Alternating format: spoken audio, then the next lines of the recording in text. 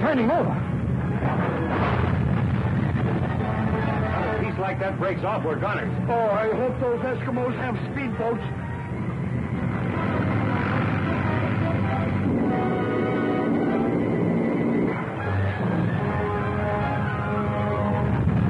This is it. She's cracking up.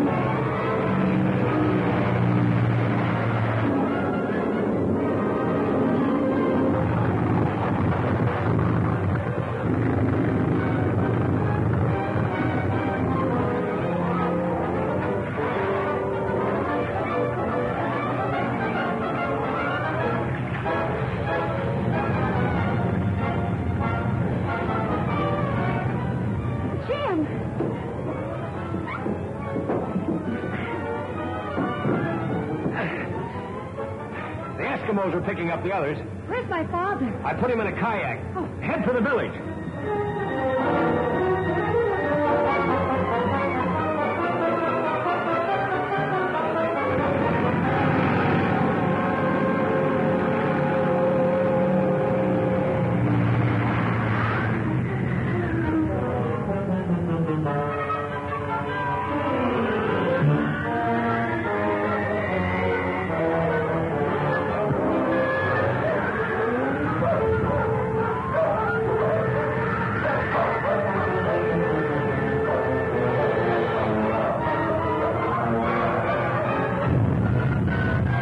Paratron!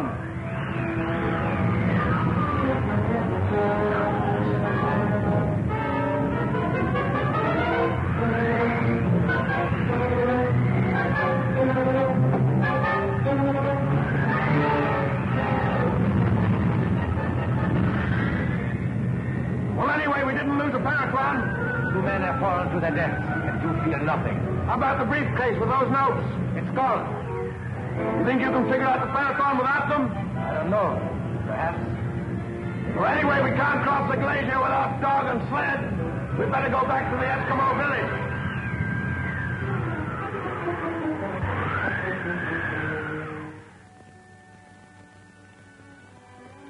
So there we were, marooned in the iceberg, till you came along with the Eskimos. Just in time, too.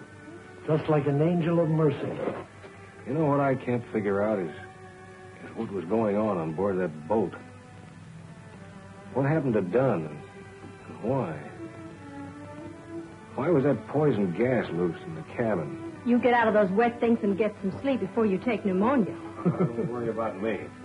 I used to go swimming with icebergs every morning before reveling. Yeah, he's a tough guy. Nothing ever happens to him. Hey, what's going on here? Is he all right? Yeah, just plumb exhausted. Need some sleep. Well, see to it that you get some yourself. Yes, miss. I'll go check on Dad again. Yes, miss.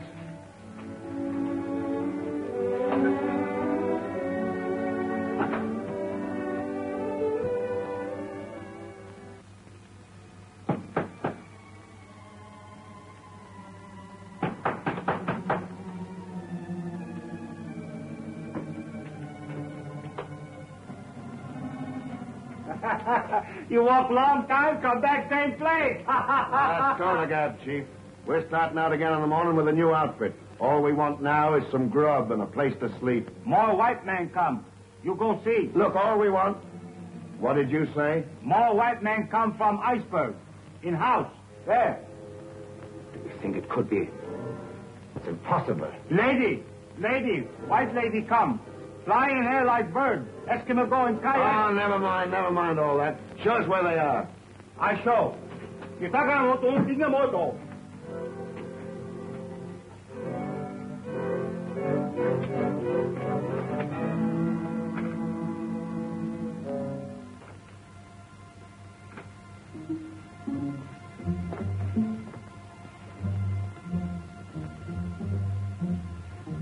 Captain. Glad to see you got off the wreck, Bosun. I thought I picked up everybody that was alive. How did you do it? It's a long, cold story, Captain. Who's that? Jim Hudson. Anybody else get off with you? Yeah, Dr. Miller. He's in the cabin next door with his daughter. Who? His daughter. She came by on a plane and picked us up off the berg. Want to speak to him? No, let it go until morning. You'd better get some sleep. Aye, sir. Where do I sleep, Chief? I'd like to get some shut-eye.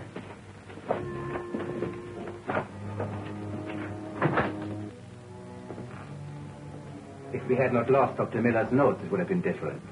But now that we found him alive, he must be kept alive. And the others? We will have to dispose of them. Distasteful but necessary. What are you so touchy about? That's my department, ain't it? What's worrying me is this time it won't seem so accidental.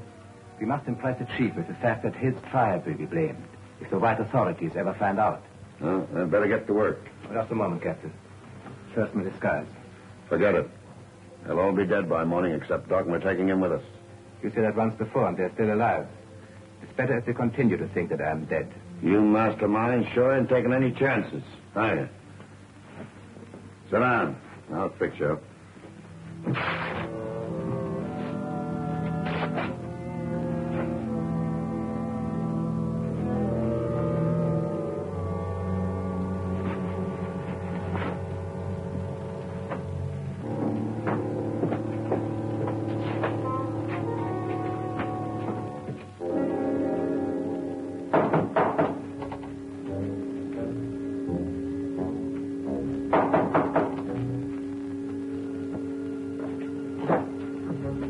What do you want? Oh, I couldn't sleep, Captain. I've been worrying about how we're all going to get out of here.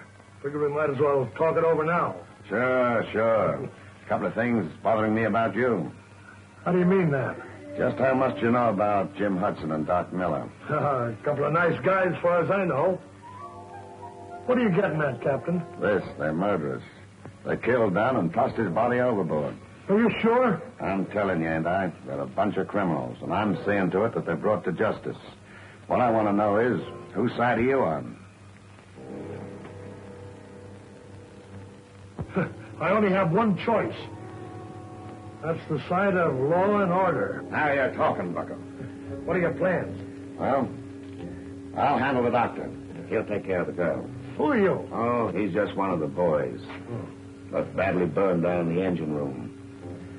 Now, can you handle Jim Hudson yourself? Oh, sure. Well, now this is what you do. He's a desperate criminal. And if things go wrong, and he puts up a fight...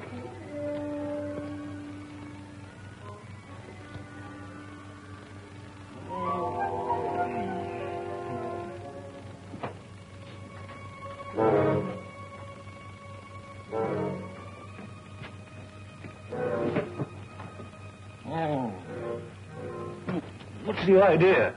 Tell me one thing and tell me the truth. What do you know about the Dunn murder? Murder? Done? Well, I don't know anything about it, and you know it. Captain Greeter arrived a little while ago with one of the crew. They say that you and the doc are criminals. We've been through a lot together, and I have my doubts.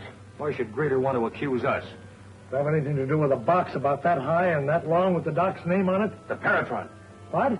Never mind now. Where's Greeter? He's in his hut. He's going to grab the doc as soon as I tell him I put you away.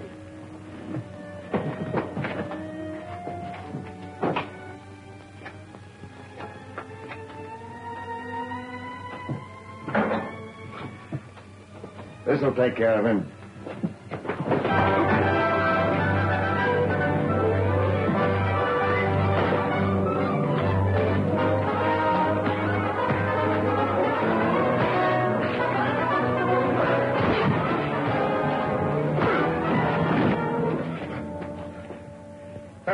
out.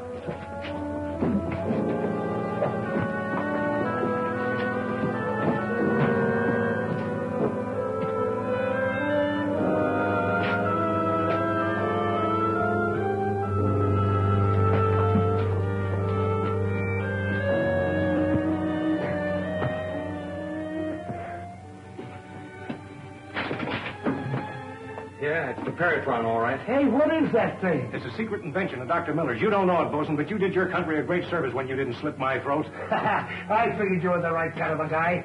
And I figured that skunk on the floor there was not but law and order. Keep an eye on him. Oh, well. Hey, that's pretty heavy, isn't it? No. I'm warmed up now. Yeah, no fooling. Say, where did you learn all those fancy tricks, huh? Oh, from the commander. Commandos, huh? Yeah, rat. You know, the way I figure it, some higher-ups tipped Greeter off over that shortwave radio about the Paratron after we came on board, and they were trying to get rid of us. It's in perfect condition. And you think Greeter and his men are in the pay of someone higher up? I'm sure of it. Well, what do you intend doing with the prisoners? Oh, the chief will keep them here till I can send the marshal up from Bankhead to bring them in. I'd give a great deal to know who the ringleaders are. So would I. We'll find out, though. We won't stop till we do. Well, how will you arrange for us to leave here? Oh, the bosun and I'll go by dog sled. You and the doctor can take the Paratron with you on the plane. Now, we'll meet in Bankhead, and I'll arrange transportation from there. Mm-hmm. Well, we got to get an early start, so we better get some sleep. That's a bright idea, Jim. Good night, Jim. Good night. Come along, honey.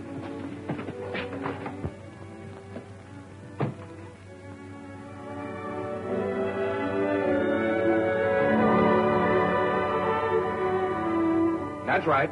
Gun sight mine.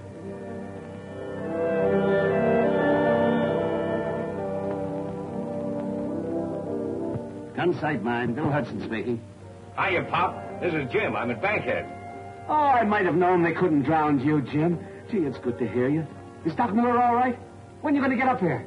Doc Miller and Ruth are right here with me, and we're coming up as soon as we can get transportation. Well, why don't you call Brock? He can fix anything. I'll call Brock right away. Goodbye, Pop. Be seeing you.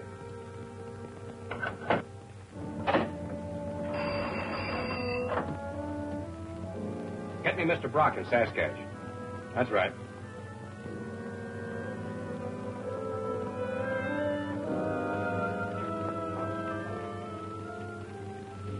Mr. Jim Hudson is on long distance. Do you wish to speak to him, Mr. Brock? Jim Hudson, you bet I do. Hello? Jim, my boy. Well, this is a surprise. It's great to know you're still alive after that tragic shipwreck. Was anyone else saved? Oh, yes. Dr. Miller, the ship's captain, 3 members of the crew.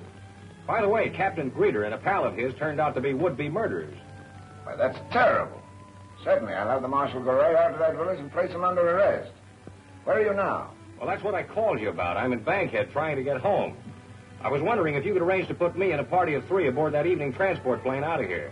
Why, I think so. Have you much baggage? I see. Just 2 large wooden cases, huh? Well, I'll arrange it. Not at all, my boy. So long.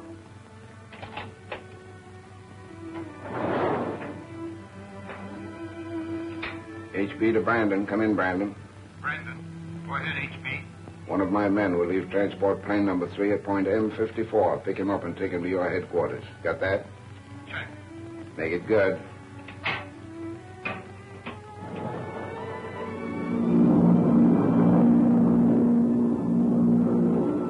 You were lucky to get transportation like this with such short notice. No trouble at all. This Mr. Brock's a good friend of Dad's and a big shot up here, too. He just about runs things up in this part of the country.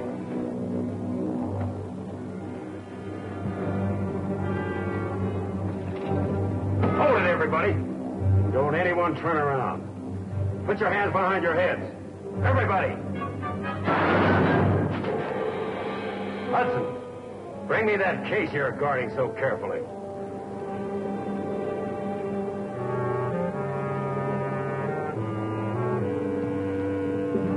Sounded like a shot, didn't it? Sure did. Better take over. I'll go have a look.